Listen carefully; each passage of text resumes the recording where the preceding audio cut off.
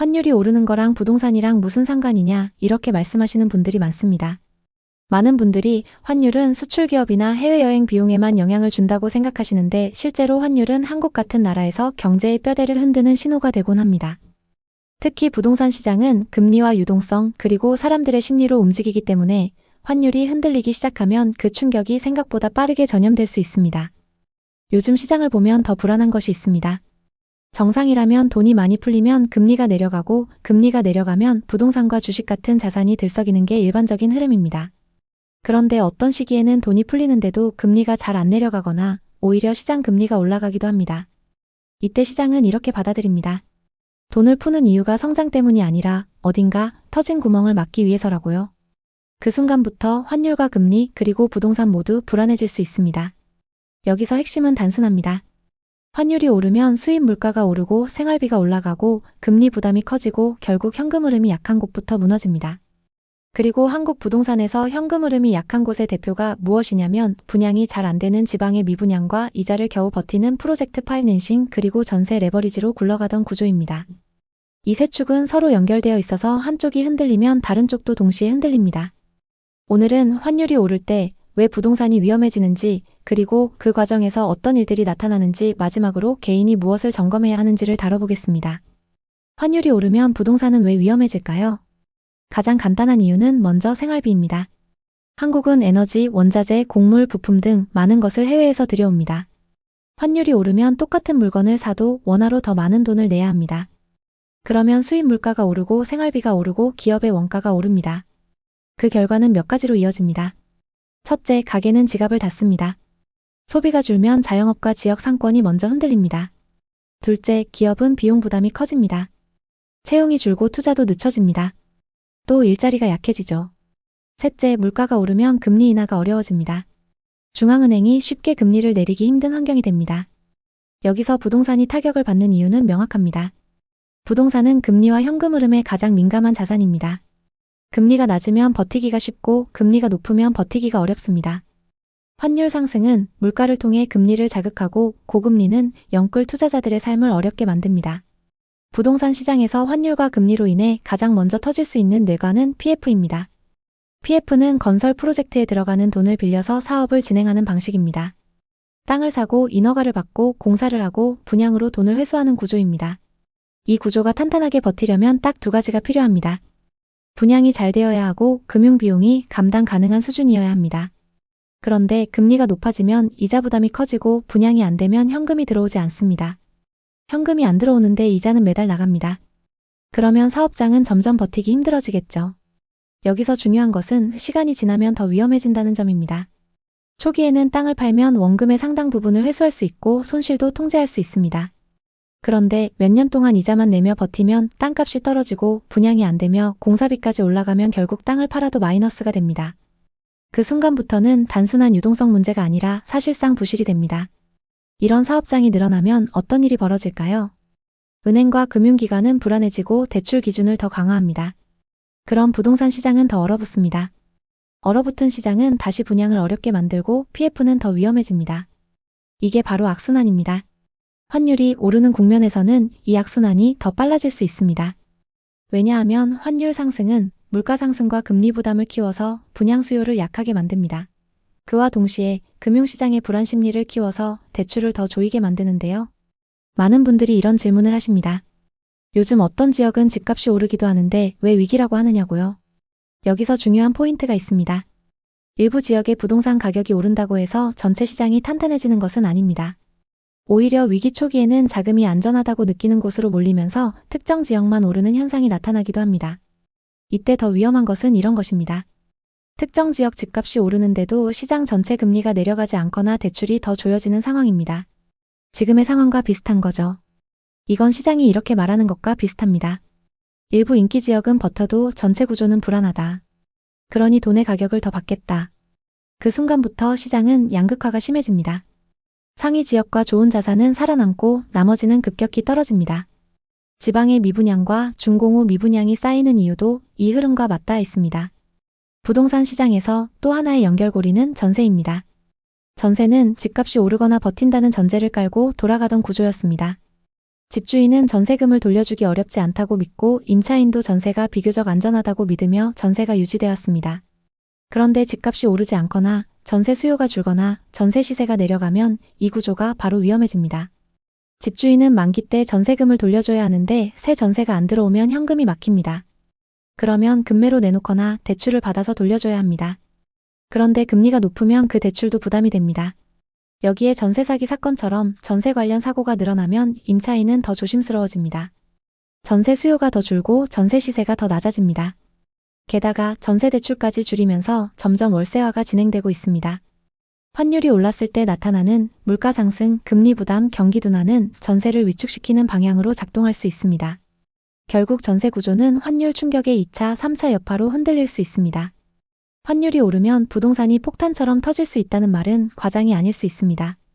다만 하루아침에 터지진 않겠죠. 이 과정에서 부동산 시장 전체가 무너진다기보다 약한 부분부터 빠르게 무너집니다. 인구가 줄고 일자리가 약한 지역, 공급이 과했던 지역, 임대 수요가 부족한 상품, 금리 부담이 큰 영끌 투자부터 흔들립니다. 그리고 그게 쌓이면 시장 심리는 급격히 변합니다. 그때부터는 다른 쪽으로 위기가 번지는 거죠. 2024년, 2025년 사이 지방 미분양 아파트가 6만 호를 훌쩍 넘었고 일부 단지는 분양가보다 수억씩 떨어진 급매물이 쌓여 있습니다. 역대급 마이너스 프리미엄이라는 말이 뉴스에 매일 나오고 있죠. 경매에 넘어가도 유찰되고 또 유찰되고 결국 건설사, 시행사, 은행까지 줄도산 위기로 이어지고 있습니다. 그리고 지금 이 순간도 수백만 가구가 이자 폭탄을 맞고 있습니다. 2022년 2%대였던 변동금리가 2025년 하반기엔 6%까지 치솟았습니다. 월 이자 80만 원 내던 집이 어느 날 갑자기 180만 원, 200만 원이 됐습니다. 한 달 수입의 절반 이상이 이자로 나가면서 대출 갭이 100만 원, 200만 원씩 생기는 가구가 속출하고 있어요. 결국 버티지 못하고 집을 내놓는데 집값은 계속 떨어지니까 평생 모은 돈을 날리는 지옥이 됩니다. 이게 지금 2025년 대한민국에서 벌어지고 있는 현실입니다. 여기에 원화 가치가 계속 폭락하며 물가가 계속 치솟으면 공실이 전국으로 번지고 여기저기 이자 폭탄이 모든 가게를 무너뜨릴 수 있습니다. 2025년 현재 한국 경제를 둘러싼 불안 신호들이 곳곳에서 감지됩니다. 산업연구원은 올해 성장률을 1% 수준으로 전망하고 있습니다. 반도체와 자동차라는 두 축이 있지만 경제 전반이 흔들리고 있으며 원달러 환율이 1,470원을 넘으면서 원화 가치가 계속 하락하고 있습니다. 그런데 진짜 심각한 문제는 국내에 있습니다.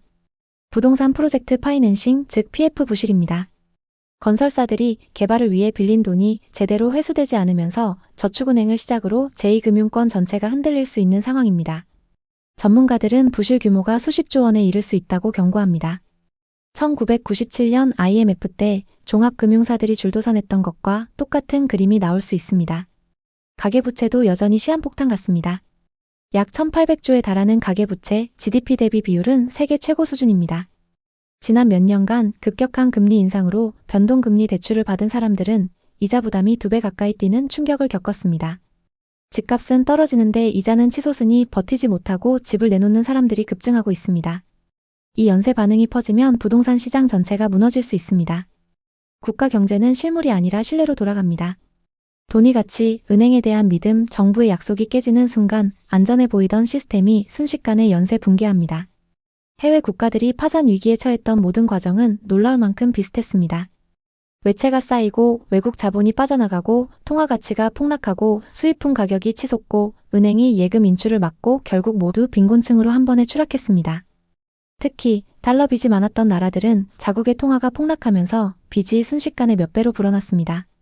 원래 갚을 수 있던 돈이 하루아침에 감당 불가능해졌고 기업 도산, 은행 부실, 경제 마비로 이어졌습니다. 지금 한국 기업들 중에도 외화 부채를 안고 있는 곳이 수두룩합니다.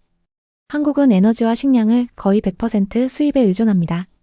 외화가 마르거나 글로벌 공급망이 한 번만 흔들려도 물가가 치솟는 상황이 현실이 될 수 있습니다. 지금 한국에서 보이는 위험 신호들은 서로 연결되어 있습니다. PF 부실이 금융권 전체를 흔들고 수출이 줄면 기업 실적이 악화되고 고용이 줄면 소비가 얼어붙습니다. 출산율 세계 최저로 인한 인구 절벽은 연금, 건강보험 고갈을 앞당기고 중국과 미국의 경제 상황은 우리의 수출, 수입 시장을 뒤흔들고 있습니다. 여기에 내수 위축까지 더해지면 위기 때처럼 골든타임을 놓칠 가능성이 큽니다. 2008년 글로벌 금융위기는 서브프라임 모기지 사태에서 시작해 전 세계를 휩쓸었습니다. 그때는 제로금리와 양적 완화로 겨우 막았지만 지금은 정부 부채가 한계에 달해 동일한 방식으로는 불가능합니다. 그래도 정부가 어떻게든 해주겠지 라고 생각하실 수 있습니다. 하지만 정부와 한국은행이 모든 걸 해결할 수 있는 건 아닙니다. 금리를 내리고 돈을 풀 수는 있어도 미래가 불안한 상황에서 누가 그 돈을 빌려 쓰고 투자할까요? 국가가 정말 무너지면 가장 먼저 사라지는 건 선택권입니다. 내일 뭘 먹을지, 어디서 살지, 뭘 할 수 있을지조차 자유롭게 선택할 수 없게 됩니다. 평생 모은 돈이 휴지 조각이 되고 일자리, 안전, 건강, 교육, 희망이 한꺼번에 증발합니다. 그렇다면 개인은 뭘 할 수 있을까요? 신뢰할 수 있는 정보를 선택적으로 받아들이고 정보의 가치를 스스로 판단하는 습관을 들이는 것이 중요합니다. 또 위기가 와도 자립할 수 있는 능력, 자산 체력을 길러놔야 합니다. 이 정도만 해도 위기가 왔을 때 완전히 다릅니다. 위기는 동시에 기회이기도 합니다. 준비된 사람은 살아남을 뿐 아니라 새 시대를 열어갑니다. 역사는 반복됩니다. 과거 잘 나갔던 나라들도 시간이 지나 힘을 잃고 밀려났습니다. 하지만 그 속에서도 새로운 나라들이 위로 올라섰고 새 역사를 썼습니다. 대부분의 사람들은 위기가 닥치고 나서야 깨닫습니다. 그때는 이미 늦습니다. 지금 이 순간 여러분에게는 아직 선택권이 있습니다. 아무것도 하지 않을 수도 있고 오늘부터 조금씩 준비할 수도 있습니다. 그 누구도 여러분을 지켜주지 않습니다. 정부도 은행도 회사도 여러분의 안전을 책임지지 않습니다. 결국 자기 자신을 지킬 수 있는 사람은 자기 자신뿐입니다. 하지만 절망할 필요는 없습니다. 아는 것, 그리고 생각하고 준비하는 것만으로도 이미 대부분의 사람들보다 앞서 있습니다. 최악의 상황이 꼭 찾아올 거라는 법은 없습니다. 정부가 잘 헤쳐나갈 수도 있고 기업의 기술 혁신이 새 동력을 만들 수도 있습니다. 하지만 미리 준비해둔다면 그 속에서 더 큰 기회를 잡을 수 있습니다. 만약 언젠가 진짜 위기가 온다면 여러분은 이 영상을 떠올리며 그때 준비해 더 다행이다라고 생각하게 될 겁니다. 지금 이 순간부터 선택은 여러분 몫입니다. 오늘도 끝까지 함께 해주셔서 감사합니다. 오늘 영상이 도움되셨다면 구독과 좋아요 부탁드리겠습니다. 여러분의 응원이 더 좋은 영상을 만드는 힘이 됩니다. 감사합니다.